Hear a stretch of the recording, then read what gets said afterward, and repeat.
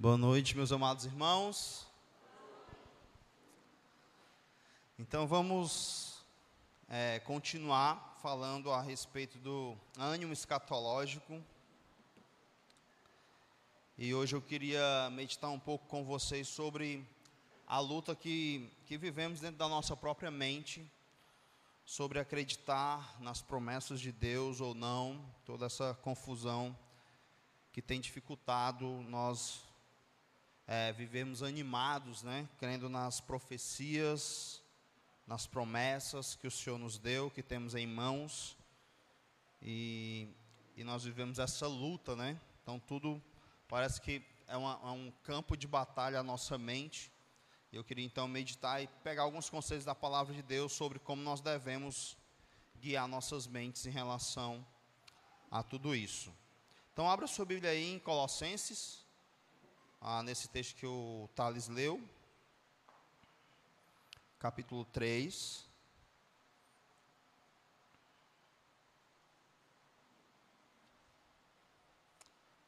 do 1 ao 4.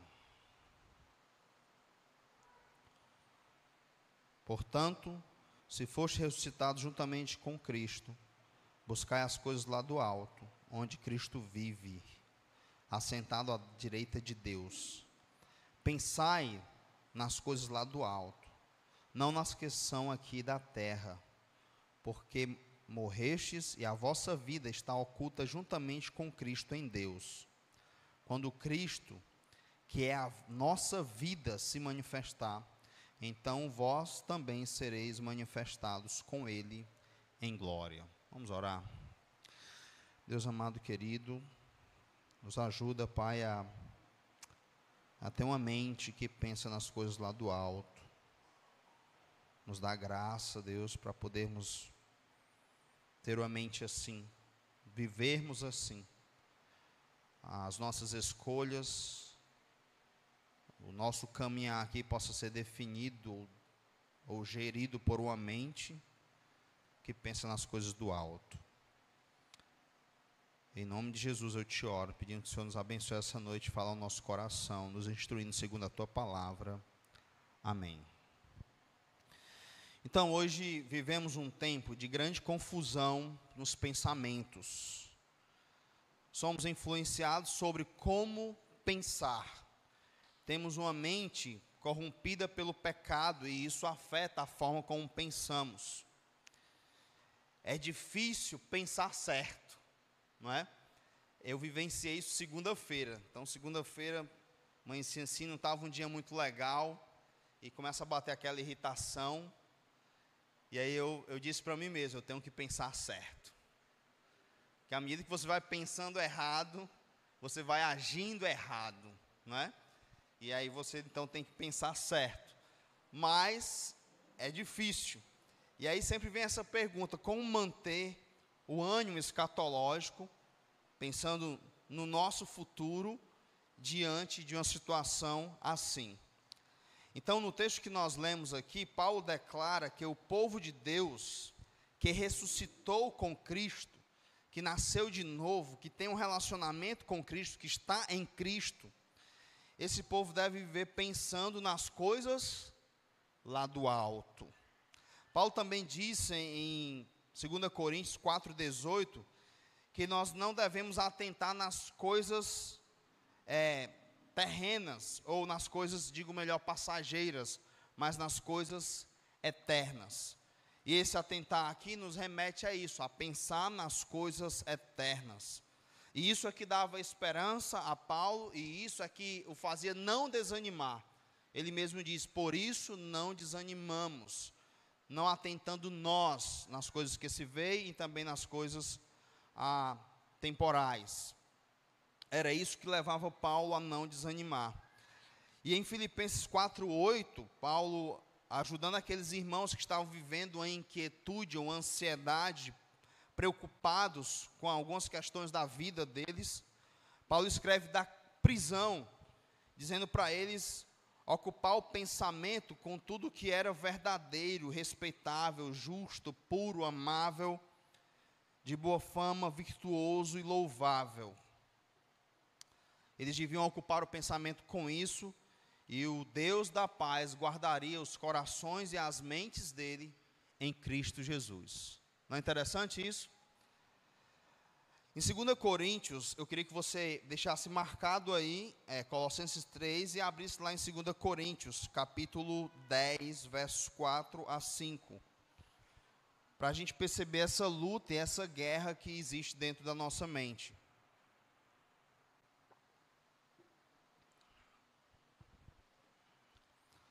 Segunda Coríntios, capítulo 10, versos 4 e 5. Ele diz assim: porque as armas da nossa milícia não são carnais, e sim poderosas em Deus, para destruir fortalezas, anulando nós sofismas.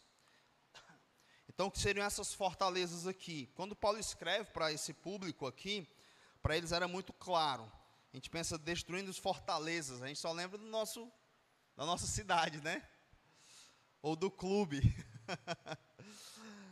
As fortalezas era como se fosse um lugar de refúgio que ficava no sul da cidade, bem alto.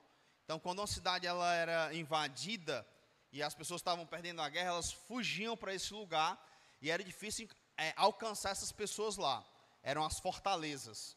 Então, elas ficavam escondidas lá e era difícil, então, conseguir capturar ou destruir essas pessoas nessa posição no sul da cidade, num lugar bem alto. Isso eram as fortalezas das cidades daquela época. Aí ele diz mais: anulando nós sofismas. O que seria isso? Sofismas aqui são pensamentos, ideias, especulações, raciocínios, filosofias e falsas religiões.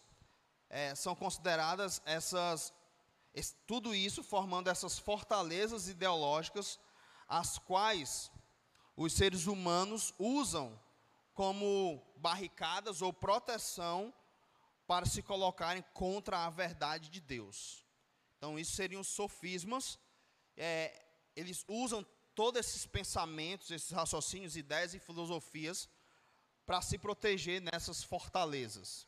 É mais ou menos essa ideia que Paulo quer passar aqui. Aí ele vai e continua. Então, deixa eu ler novamente o 4, só para a gente não perder a linha de raciocínio. Porque as armas da nossa milícia não são carnais, e sim poderosas em Deus. Então, ele está pensando aqui num contexto de guerra, mas de forma espiritual.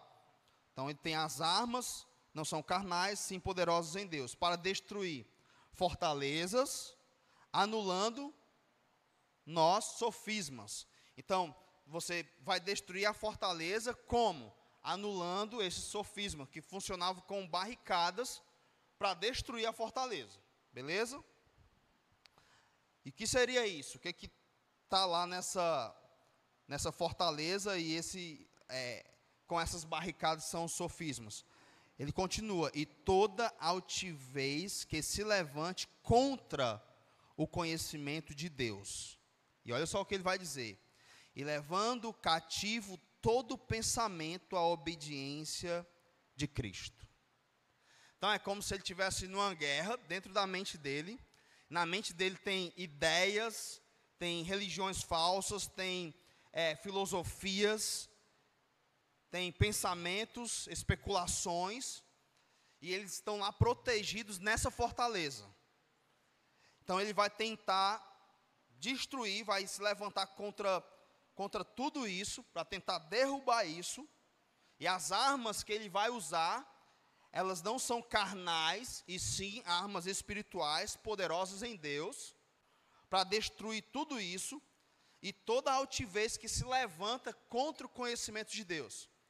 Porque a nossa grande luta é dizer para nós mesmos o que Deus diz, e tirar a mentira, ou os sofismas, que o mundo e a nossa mente caída produz, e colocar a verdade de Deus. Então, não sei vocês, mas eu já me vi assim várias vezes. Você tem que estar sempre atento a isso. Vez por outra, vão se levantar pensamentos errados. E como é que eu sei que eles são errados? Eu tenho que ter um padrão de algo certo para eu comparar, não é? Você já viu quando você está no carro aqui e o ônibus se movimenta do lado aqui e você acha que o seu carro está se movendo? Já aconteceu isso com você? Você se assusta e aperta no freio? O que você faz para saber quem está se movendo? Você tem que olhar para algo que esteja fixo. Você tem um poste. Tem outro microfone aí? Está falhando. Oi, o verde. Oi, pronto. Então o que você faz? Você olha para um ponto fixo. Você não olha para outro objeto que se move, que senão vai enganar você. Você não vai ter essa certeza de quem está se mexendo. Se é o seu carro, se é o ônibus. Você tem que olhar para o poste. Aí você tem certeza que o poste não se move, né? Então, quando você faz esse exercício, aí você sabe agora, não sou eu que estou me movendo em relação ao poste. Quem está se movendo é o ônibus. A palavra de Deus para nós é esse poste. Então, quando vem os pensamentos, os sofismas, nós temos que sempre comparar com a verdade de Deus. Isso vai nos ajudar. Essa é a nossa luta. Não é? Alguns comentaristas vão dizer que aqui é a espada do Espírito que você tem que usar nessa guerra, que é a palavra de Deus. Você tem que usar a palavra de Deus para vencer isso aqui. Aí, o legal é que Paulo está construindo isso dentro da mente dele. Tem uma fortaleza lá dentro. E tem os sofismas, e ele precisa usar as armas poderosas em Deus para anular os sofismas, destruir essa fortaleza. E quem está escondido na fortaleza? Lembra que a fortaleza, as pessoas se escondem lá? Hoje eu estou fazendo muita analogia, né? Ou alegoria. Não, mas está no texto aqui, tá? Tenta imaginar isso. Quem está escondido dentro da fortaleza são os pensamentos ou altivez que se levantam contra o conhecimento de Deus, contra a verdade de Deus. É muito legal o que Paulo está fazendo. Para a gente é mais difícil entender assim de bate-pronto, porque quando a gente pensa na nossa cidade, a gente não tem uma fortaleza, né? Mas aqui, para os leitores do primeiro século, eles tinham isso muito claro. E dentro desse contexto de guerra, eles a gente foge para lá. Então, na mente de Paulo, ele está dizendo que tem os sofismas lá, como uma barricada, e tem lá dentro da fortaleza alguns pensamentos que se levantam contra Deus, contra a verdade de Deus. E aí ele vai usar as armas poderosas em Deus para anular os sofismas e destruir a fortaleza. E os pensamentos que estão escondidos dentro da fortaleza? O que ele vai fazer com ele? Vai levá-los cativo a Cristo. Não é incrível isso? Vai levá-los como um prisioneiro a Cristo. Vai submetê-los à obediência de Cristo. É assim que nós protegemos a nossa mente. Conseguimos vencer essa batalha na mente e pensar de forma correta para vivermos animados com as promessas que Ele nos fez. Não é? A igreja, por todo o tempo, ela viveu essa luta. Jesus não vai voltar não. Cadê que Jesus voltou? Disse que Ele ia voltar. Aí Pedro vai e escreve, olha, mesmo que alguns tenham como por tardia, e não entende que um dia para Deus é como 1000 anos, e 1000 anos como um dia, e ele se alonga nisso para que mais pessoas sejam salvas e tal. Então a igreja sofria esses ataques. Cadê? Jesus não ia voltar.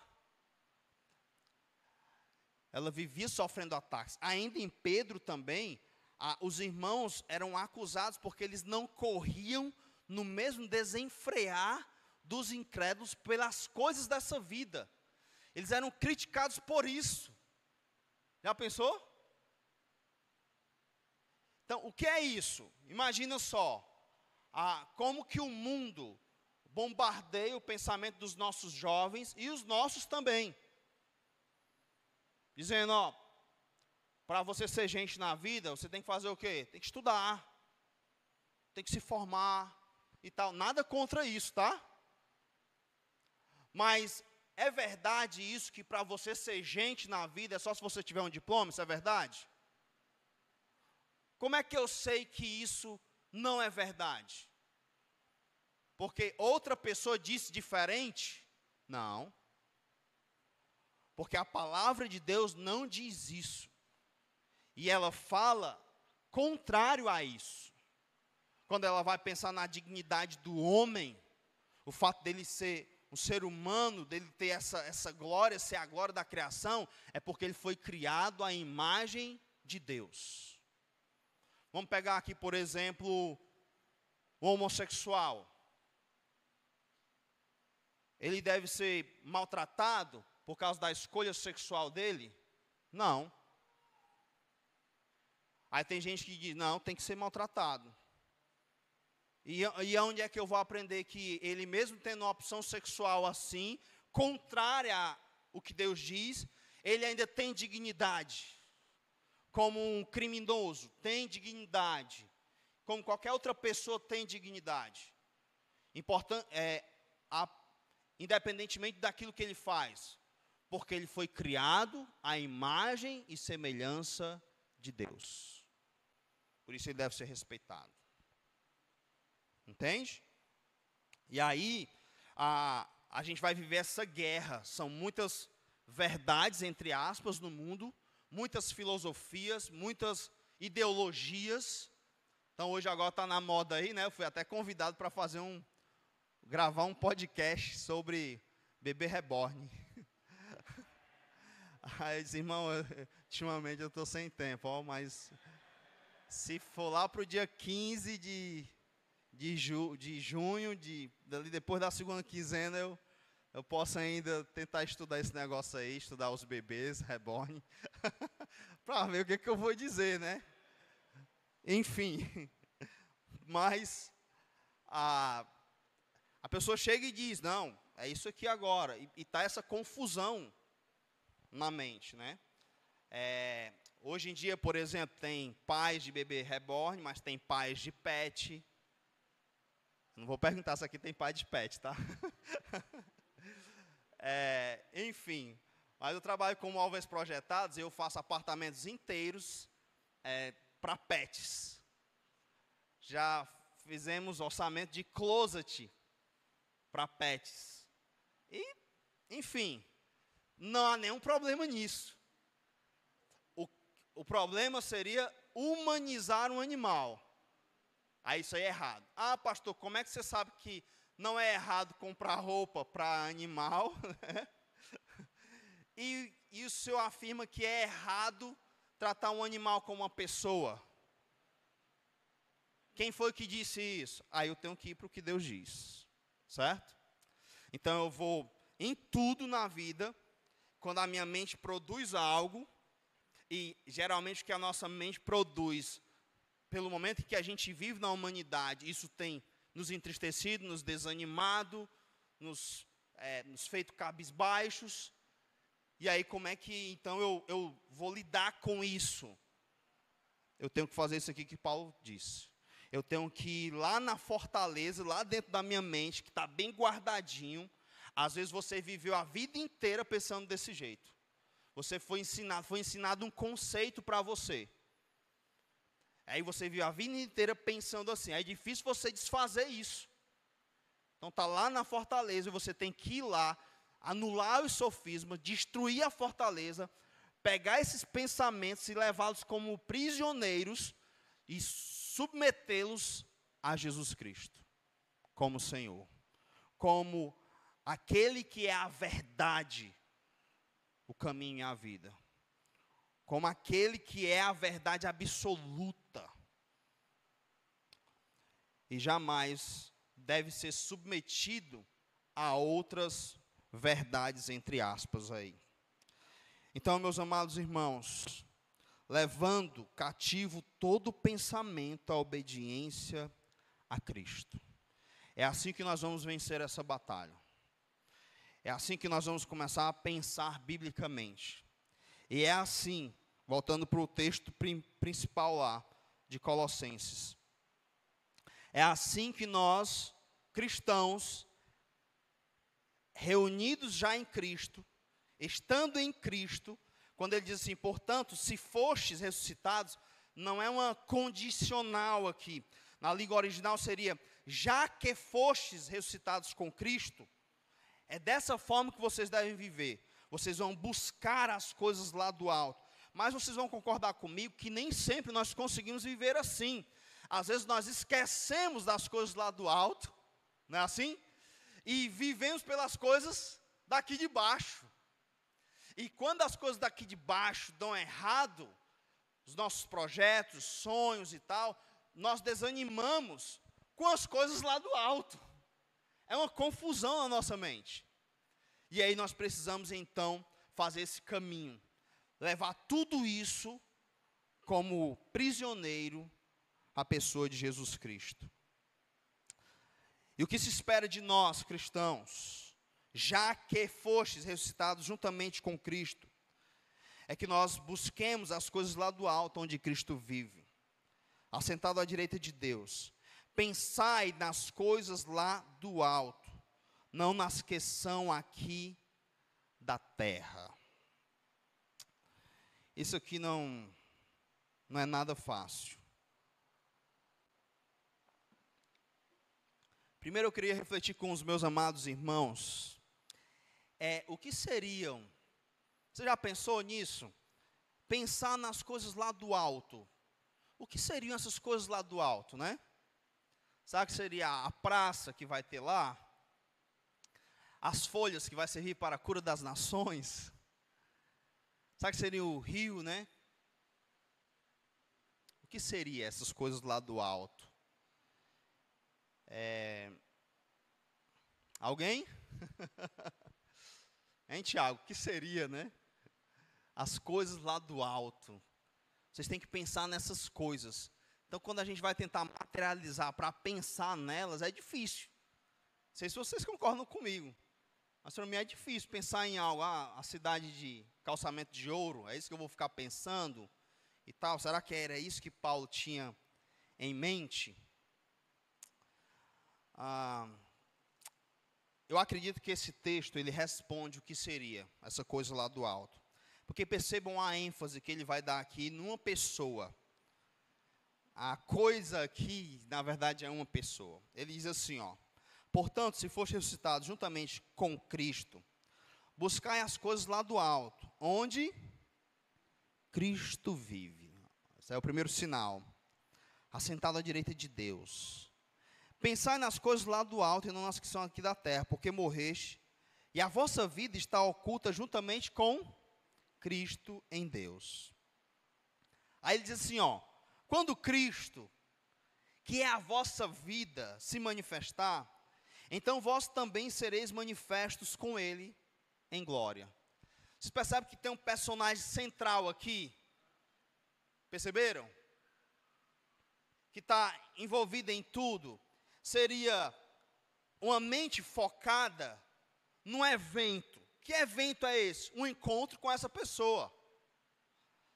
Seria uma mente focada no lugar. Que lugar é esse? Como é que eu descrevo esse lugar? O lugar onde essa pessoa está. Essa pessoa, ela é a nossa vida. Nós estamos nele, ele em nós. Nós morremos com ele e ressuscitamos com ele. Nós estamos nele, escondidos em Deus. Penso eu que Paulo, quando pede para nós pensarmos nas coisas do alto, o foco central aqui, que devemos conduzir nossa mente, é a pessoa de Jesus Cristo. E aqui eu encaro isso como um coração apaixonado por Ele. Alguém que está pensando nele toda hora. Alguém que entende que Ele é a sua vida. Lembra quando alguém foca muito em alguma coisa nessa vida, você diz assim, a vida dessa pessoa é o trabalho. A vida dessa pessoa é o futebol. Porque a pessoa se identifica tanto com aquilo, ela vive tanto aquilo, que quando você vê aquilo, você lembra dela. E quando você vê essa pessoa, você lembra daquilo. Então, alguém que joga futebol, só fala em futebol, assiste futebol, comenta futebol, quando você olha para o futebol, você lembra da pessoa. E quando você lembra da pessoa, você lembra do futebol. Tão ligados que eles são. E aqui essa expressão, quando Cristo, que é a nossa vida, se manifestar. Ele é a nossa vida. Então é tipo assim, ó, eu vivo assim focado nele. Aí veio um pensamento aqui, isso está estranho com que o sentimento que está causando em mim não condiz com o que essa pessoa diz. Então, o que eu faço? Tem alguma coisa estranha. Eu não estou legal. Eu tenho essa pessoa, mas a presença dela não me anima, não me alegra. O que está errado com isso? Então, eu vou começar a pensar o que essa pessoa, Jesus Cristo, diz sobre o que eu estou pensando agora. E aí, se isso for um sofisma, ou uma altivez que se levanta contra a verdade de Deus, eu vou buscar lá na fortaleza. Eu vou anular os sofismas, destruir a fortaleza e pegar isso que está lá e vou levar como um escravo, submeter ao meu Cristo. E dizer, não, eu não vou pensar isso aqui. Meu Cristo não disse isso. Isso não é verdade. Isso não é verdade. E assim nós vamos protegendo a nossa mente, olhando para esse encontro. É um coração focado, apaixonado, vibrante com a pessoa de Jesus Cristo. Cristo está nele, ele está em Cristo. Ele aguarda esse encontro, ele vive por esse encontro. Não sei se você já teve momentos em que você pensou na volta de Cristo e você ficou orando assim, chorando e dizendo, Senhor, eu vivo por esse momento. É algo assim tão empolgante. E aí esse foco aqui, ele está muito ligado à mente. Vocês vão concordar comigo como isso afeta o jeito que nós vivemos. Quando um atleta, ele está focado numa competição super importante, ou mesmo uma prova, o que ele faz? Ele organiza tudo na vida dele, pensando naquele objetivo. Não é não assim? Daqui a 1 ano e meio vai ter uma Copa do Mundo. Aí eu vejo o pessoal lá falando do Neymar, né? Neymar tem que fazer o quê? Só comer, dormir e treinar. Se ele quiser ir para a Copa. Tem que se apartar dos amigos, né? O pessoal lá dos comentaristas de futebol. Tem que viver assim. Você lembra do Ronaldo Fenômeno, né? Quando foi para ele disputar a última Copa dele. Se você ver as histórias de dor, de sofrimento, de se isolar para poder estar pronto para aquele negócio ali. A vida dele era isso. Não tinha... quando eles vêm para a Copa do Mundo, é 1 mês, sem contato até com familiares e tudo, e por aí vai. É focado. Focado. Eu lembro quando eu estava fazendo o pré-vestibular, a gente tinha com os psicólogos que iam nos aconselhar, aí eles diziam, olha, vocês não podem assistir nada para não acumular informação na mente de vocês e atrapalhar nas informações da prova. No último dia da prova, aí tinha reunião com os pais para orientar os pais como deviam nos tratar, como deviam organizar a casa para não atrapalhar a nossa fase do pré-vestibular. Aí a gente não podia ter contato com a namorada 2 dias antes da prova, porque se rola uma DR, ia me atrapalhar na prova. E por aí vai. Então era tudo planejado. Um dia antes da prova, ninguém podia estudar, todo mundo tinha que dormir cedo, estar relaxado para a prova, e aí vai. focado. Por aqui e dali. Foi 1 ano estudando. Até 3 horas da manhã e tal. Estudando para aquele momento ali, para aquela prova ali de 4 horas. Você está focado. Você deixa de jogar futebol, deixa disso aqui, deixa daquilo outro, deixa de sair e por aí vai. Você está focado.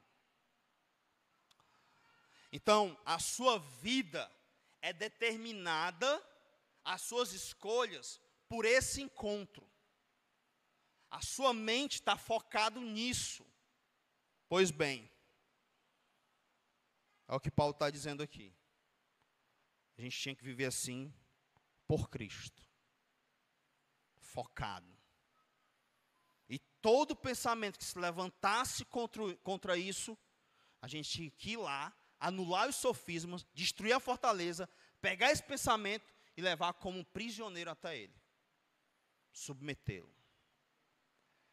Mas como nós não temos esse hábito, às vezes nós vamos estar pensando tão diferente do que Cristo disse, que é até difícil nos olhar para o que nós pensamos e falamos e para as verdades que talvez defendamos e nos equiparar com alguém que tem um relacionamento com Cristo. Porque é muito diferente. E aí vocês devem lembrar dos cristãos em Antioquia. Começaram a chamá-los de cristãos, por causa de quê? Porque eles estavam tão atrelados a Cristo que viviam como Cristo. É esse o foco. Eu fico pensando nos discípulos, e aí eu concluo.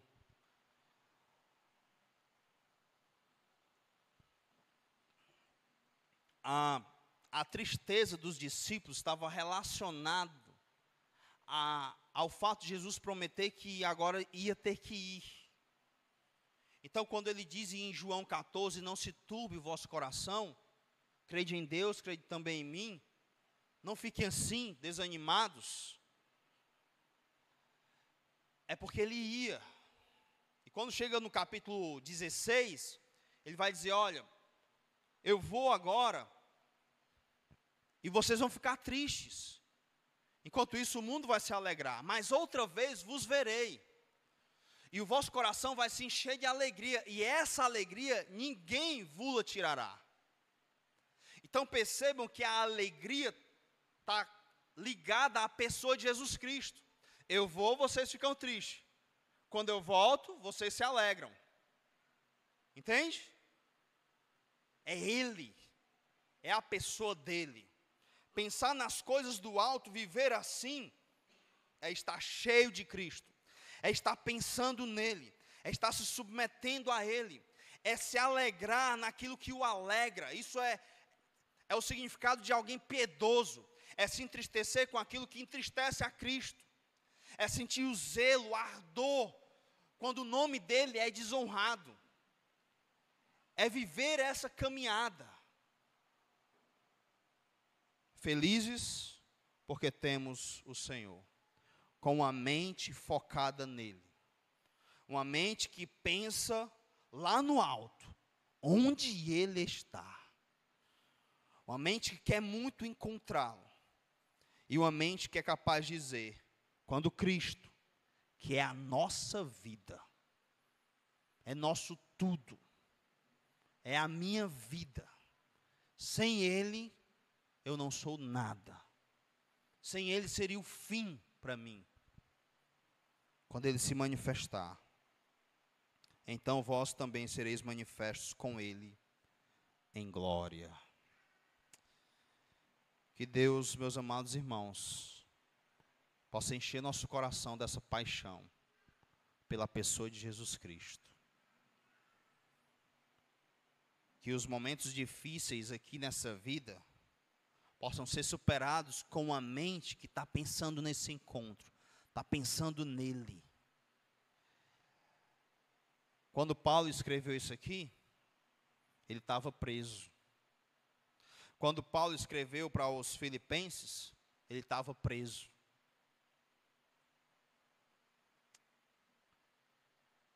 Como que alguém que está numa situação assim, consegue escrever tão livremente?